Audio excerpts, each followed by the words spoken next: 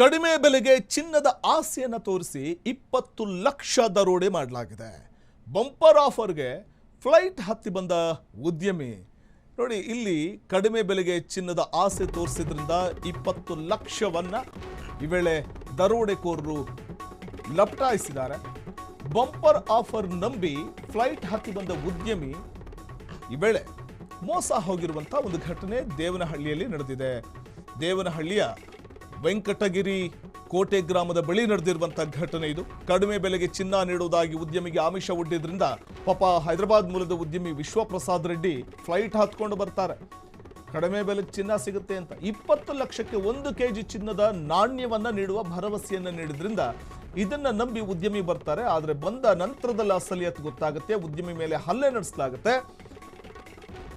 ಈ ಕೃತ್ಯ ಎಸಗಿ 6 ಮಂದಿ ದುಷ್ಕರ್ಮಿಗಳು ಎಸ್ಕೇಪ್ ಆಗ್ತಾರೆ. 20 ಲಕ್ಷಕ್ಕೆ 1 ಕೆಜಿ ಚಿನ್ನದ ನಾಣ್ಯದ ಭರವಸೆ ನೀಡಿದಂತಹ ಖದೀಮ್ರು ಉದ್ಯಮಿ ಮೇಲೆ ಹಲ್ಲೆ ಮಾಡಿ 20 ಲಕ್ಷ ರೂಪಾಯಿ ಮತ್ತು ಮೊಬೈಲ್ ಅನ್ನ ತೆಗೆದುಕೊಂಡು ಪರಾರಿಯಾಗಿದ್ದಾರೆ. ವಿಜಯಪುರ ಪೊಲೀಸರು ಸ್ಥಳ ಪರಿಶೀಲನೆ ನಡೆಸಿ ತನಿಖೆ ನಡೆಸ್ತಾ ಇದ್ದಾರೆ. ಕಡಿಮೆ ಬೆಲೆಗೆ ಚಿನ್ನದ ಆಸೆಯನ್ನ ಹೊಂದಿ ಉದ್ಯಮಿ ಹೈದರಾಬಾದ್ನಿಂದ ಬಂದು ಬಳಿಕ ಆತ ಮೋಸ ಹೋಗಿರುವಂಥ ಘಟನೆ ನಡೆದಿದೆ. ಇದು ವಿಶ್ವಪ್ರಸಾದ್ ರೆಡ್ಡಿ ಎಂಬ ಹೈದರಾಬಾದ್ನ ಉದ್ಯಮಿ 20 ಲಕ್ಷಕ್ಕೆ 1 ಕೆಜಿ ಚಿನ್ನ ಸಿಗುತ್ತೆ, 1 ಕೆಜಿ ಚಿನ್ನದ ನಾಣ್ಯ ಸಿಗುತ್ತೆ ಅನ್ನುವಂಥ ಭರವಸೆಯಲ್ಲಿ ಬಂದು ಬಳಿಕ ಖತರ್ನಾಕ್ ಖದೀಮ್ರಿಂದ ಮೋಸ ಹೋಗಿದ್ದಾರೆ. ಖತರ್ನಾಕ್ ಖದೀಮ್ರು ಉದ್ಯಮಿಯ ಮೇಲೆ ಹಲ್ಲೆ ನಡೆಸಿದ್ದಲ್ಲದೆ 20 ಲಕ್ಷ ರೂಪಾಯಿಯನ್ನ ದೋಚಿ ಮೊಬೈಲನ್ನು ಕೂಡ ಲೂಟಿ ಮಾಡಿದ್ದಾರೆ.